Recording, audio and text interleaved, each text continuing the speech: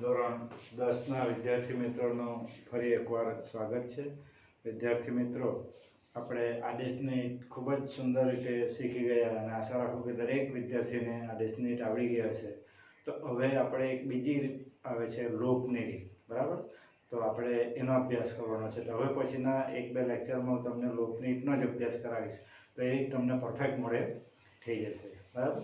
ચાલો, તો આપણે જોઈ લઈએ કે આ સમીકરણ છે તમારે x + y = 10 અને x - y = 4. બે સમીકરણ આપેલા છે. જો આદેશ નહીં હોય તો તમે y ને સૂત્રનાથ બનાવીને બીજા સમીકરણમાં મૂકો અને તમને કિંમત મળશે.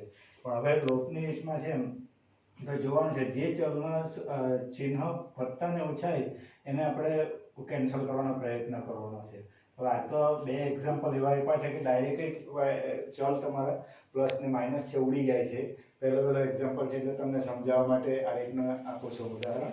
તો એ જરા સમજી લેજો. તો જે એક સમીકરણ 1 અને 2 નો સરવાળો કરે તો જે વત્તા અને ઓછા જે ચલના ચિહ્નો હોય તે ઉડી જશે. હવે 1 અને 1 x 2x કેટલા થશે અને 10 ને 4 કેટલા થશે? 14, બરાબર? તો હવે તમારે x શોધવું હોય તો 14/2 એટલે કેટલા થશે? 7, બરાબર? આ તમારા પહેલા એક કિંમત આવી ગઈ.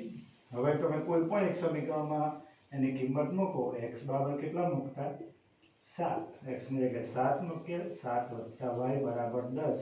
તો y = 10 - 7 કેટલા થઈ જશે? 3, બરાબર? આ તમારો એક્ઝામ્પલ પૂરો. એટલે તમારા જે ઉકેલ છે સમીકરણનો તે તમારો આવશે x બરાબર આવશે 7 અને અહીંયા 3. ચેક કરવું હોય તો 7 + 3 = 10 અને 7 - 3 બરાબર કેટલા થઈ જશે? 4. બહુ ઈઝી છે એક્ઝામ, બરાબર? બીજું એક સમીકરણ તમને આપું છું. 2x + 3y = 10.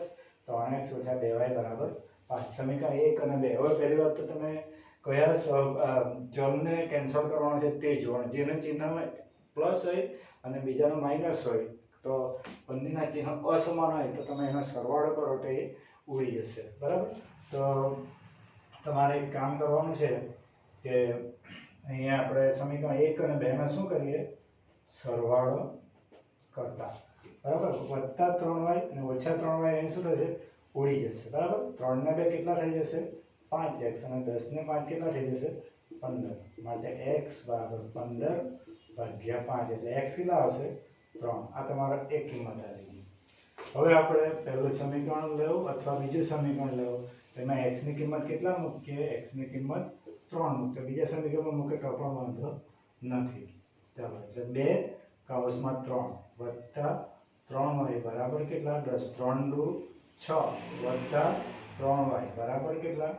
10. તો 3y = 10 - 6. તો 3y = 10 માંથી 6 જાય તો કેટલા થશે? 4. તો y = 4/3. તો અહીંયા તમારી આ કિંમત આવી જશે. સમીકરણનો ઉકેલ 3 અને 4/3, બરાબર? તો આ તમને બરાબર સમજ પડી ગયા હશે. તો આ ગણી લો, પછી આગળનો અભ્યાસ આપણે કરીએ.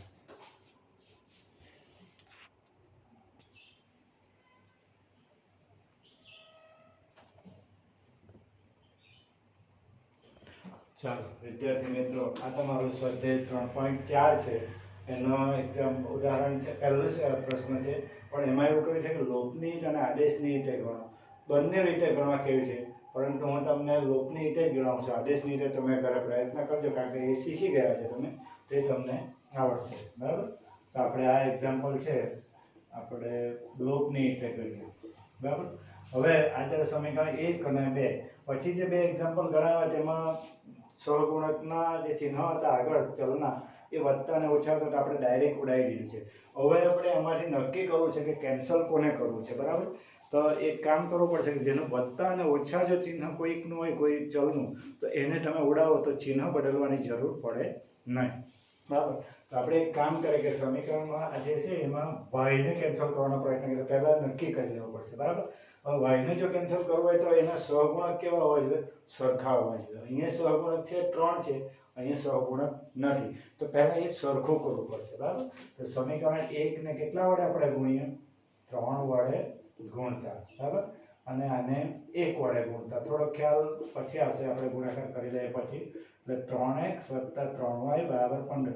જો 3 વડે ગુણવાનું છે એટલે 3 એ 3 ને ગુણવાનું છે, પહેલા x ને પણ y ને પણ અને 5 ને પણ. ઘણા વિદ્યાર્થી શું કરે, y ને ગુણાકાર કરી દે, x ને 5 ને કોઈક ને એકાદ ને રવા દે અથવા બંનેને જ રવા દે છે, તો એનો જવાબ આવશે નહીં. તમારે સમીકરણ નંબર 3 એવો આપવો હોય તો પણ આપી શકો, બરાબર. અને આને એક વડે એટલે જે રીતે લખેલું હોય સમીકરણ તે રીતે આને સમીકરણ લખી દેવું. હવે તમે જોશો કે જે મેં પહેલા બે એક્ઝામ્પલ ગણાવ્યા એ જ રીતનો એક્ઝામ્પલ થઈ ગયો, વત્તા અને ઓછા 3y અને 3y, તો આ ઉડી શકે, બરાબર. તો પહેલી વાર જો ચલના સહગુણકો સરખા ન હોય તો એને સરખા કરવા પડશે, તો એ તમારે કેન્સલ કોને કરવાનું છે તે નક્કી કરી લેવાનું. એને કેન્સલ કરવાનું છે કે જેના પ્લસ અને માઇનસ ચિહ્ન હોય, બરાબર. અને પ્લસ અને માઇનસ ન હોય તો એના પછીનું હું એક્ઝામ્પલ તમને ગણાવું છું, એમાં એ રીતે આવશે, બરાબર. ચાલો હવે આપણે 1 અને 2 નો શું 3 અને 4 નો સરવાળો કરતા, તો આવડી જશે. 3 ને 2 કેટલા થઈ જશે 5x, અને 15 ને 4 કેટલા થઈ જશે 19, બરાબર. ભાગ ન ઉડે તો ગભરાવાની જરૂર નથી. અડધા વિદ્યાર્થી મિત્રો 15 ને 5 20 કરે, 5 ચોક 20 એમ કરીને પણ ભાગ ઉડાઈ દે છે, એવું નથી. જે જવાબ આવે તે આપણે મૂકી દેવાનો. હવે અપૂર્ણાંકમાં પણ જવાબ આવી શકે, તો x બરાબર 19 ના છેદમાં 5, બરાબર. ઘણા વિદ્યાર્થી મિત્રો x બરાબર 5 ના છેદમાં 19 મૂકી દે છે, પણ 5x બરાબર 19 પહેલા મૂકવાના, એની સાથે 5 અને x નો ગુણાકાર થયેલો છે એટલે એ જશે ભાગાકારમાં. કોઈ પણ એક સમીકરણમાં તમે મૂકી શકો. તમારે સિમ્પલ છે કે x વત્તા y બરાબર 5 માં x બરાબર 19 ના છેદમાં 5 કિંમત મૂકતા તમે આ સમીકરણ 1 2 3 4 કોઈ પણ કિંમતમાં x ની કિંમત 19 ના છેદમાં 5 મૂકો, y નો જવાબ સરખો જ મળશે, બરાબર. ચાલો તો x ની જગ્યાએ આપણે મૂકીએ 19 ના છેદમાં 5 વત્તા y બરાબર કેટલા 5 છેદમાં કેટલા મૂકી દે 1 1 એટલે 5 5 ને 1 19 એકુ 19 વત્તા 5y બરાબર 5 50 25, તો 5y બરાબર 25 માંથી 19 શું થશે બાદ થશે, બરાબર. તો અહીંયા કેટલા આવશે 19 એટલે 6 આવશે, તો y બરાબર 6 ના છેદમાં 5. તો તમારા સમીકરણ યુગ્મનો ઉકેલ કેટલો થઈ ગયો 19 ના છેદમાં 5 અને 6 ના છેદમાં 5. આ જવાબ લખતા ખાસ ધ્યાન રાખવાનું છે, પહેલો જે હશે જવાબ તે x નો હશે, બીજો હશે તે y નો હશે, તો ઓલ્ટરનેટ થઈ જશે તો તમારા પરીક્ષામાં માર્ક કપાવવાની શક્યતા વધી જાય છે, બરાબર. તો આ તમને ખ્યાલ આવી ગયો હશે, તો આ ગણી લો.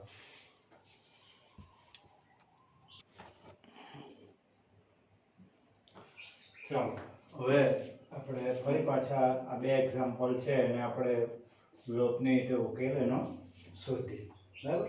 પહેલું સમીકરણ છે 3x ઓછા 5y બરાબર. તમારે આગળની રીતના એક્ઝામ્પલ લખવો હોય તો અહીંયા 4 ને ચિહ્ન બદલીને બીજી સાઈડ મૂકી શકો. અહીંયા પણ જરા 9x છે અને 2y ને આપણે આ બાજુ લાવવું પડશે, 7 ને આપણે જમણી બાજુ જ રવા દઈએ છીએ, બરાબર. તો આ તમને ખ્યાલ આવી ગયો છે કે સમીકરણ 1 અને 2 આપણે આ રીતે બની ગયા. 3x ઓછા 5y 4 બીજી સાઈડ જશે, 9x બાજુ આપણે લાવવો છે 2y ને, એટલે 9x ઓછા 2y બરાબર કેટલા થઈ જશે 7. હવે આપણા આ એક્ઝામ્પલ તો લખાઈ ગયા, પણ પહેલા કેન્સલ કોને કરવાના છે તેની વાત કરીએ, બરાબર. હવે તમારી એવી ઈચ્છા હોય તો આપણે x ને કેન્સલ કરીએ, બરાબર.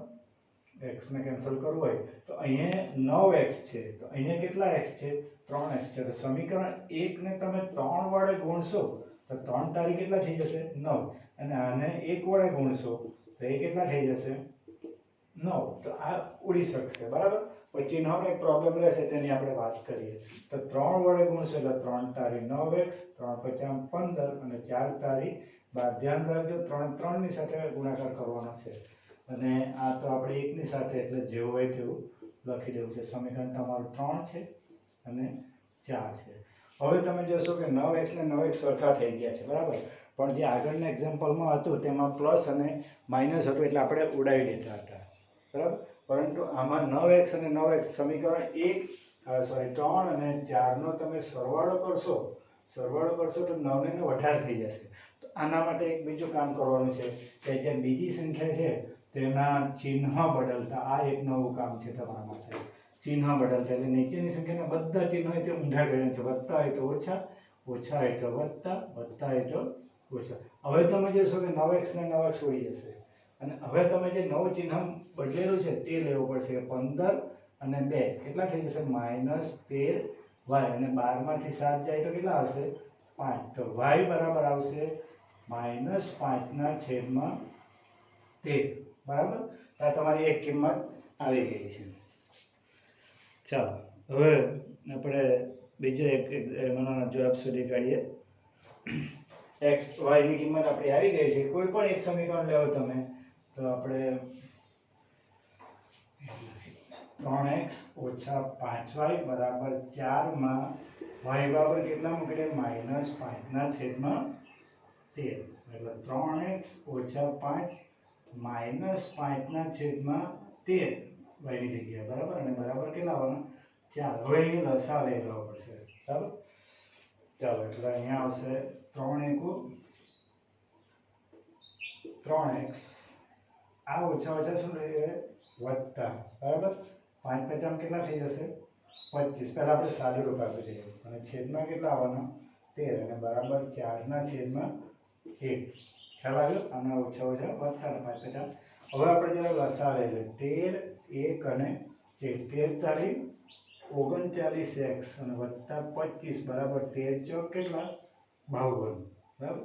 ચાલો તો 39x બરાબર 52 માંથી 25 શું થશે બાદ થશે બરાબર.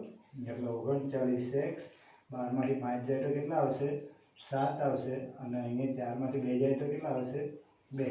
તો હવે તમારો x જો શોધવો હોય તો 27 ના છેદમાં 39 ભાગ ઉડાવવો હોય તો 9 તારી 27 અને 13 તારી 39 3 ને 3 એટલે તમારો જવાબ આવશે 9 ના છેદમાં 13 બરાબર. ચાલો તો હવે એના નીચે જવાબ તમે લખી દેજો કે એક ઉકેલ 9 ના છેદમાં 13 અને બીજો -5 ના છેદમાં 13. આ એક બીજો એક્ઝામ્પલ આપણે ગણીએ છીએ.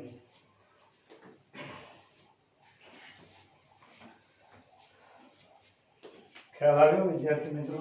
તો આનો નીચે જવાબ તમે લખી દેજો. સમીકરણ યુગ્મનો ઉકેલ 9 ના છેદમાં 13 અને -5 ના છેદમાં 13. ચાલો તો હવે આ એક બીજો એક્ઝામ્પલ છે આપણો. તો અહીંયા જરા લસા લઈ લેવો પડશે તમારે બરાબર. 3 દુ 6 એટલે 3 દુ 6 2 તારી 6 6 એકુ 6. અહીંયા લસા 3 3 એકુ 3 3 એકુ 3 અને 3 એટલે 3 એકુ 3x વત્તા 2 દુ 4y બરાબર -6.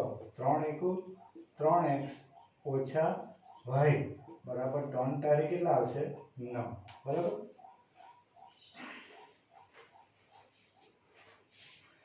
હવે તમે જોશો કે સહગુણક સરખા કરવા છે કે ઉડાઈ દેવું છે બરાબર.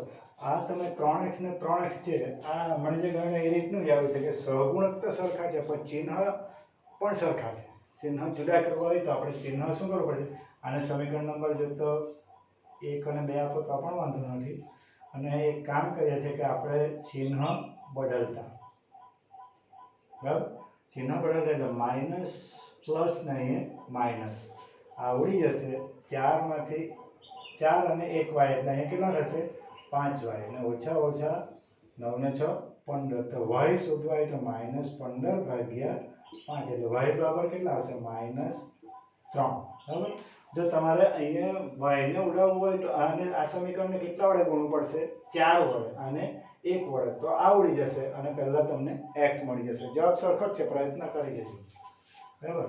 હવે 3x + 4y બરાબર -6 માં y બરાબર કેટલા મૂકતા -3. ચાલો એટલે 3x + 4 -3 બરાબર -6 એટલે 3x ઓછા 4 તારી 12 બરાબર -6. તો 3x બરાબર ઓછા 6 વત્તા 12 તો કેટલા આવશે 6 કેવા વત્તા. તો x બરાબર 6 ભાગ્યા 3 એટલે કેટલા આવશે 3 દુ 6. તો તમારો ઉકેલ આવશે x અને y બરાબર 2 અને -3 બરાબર.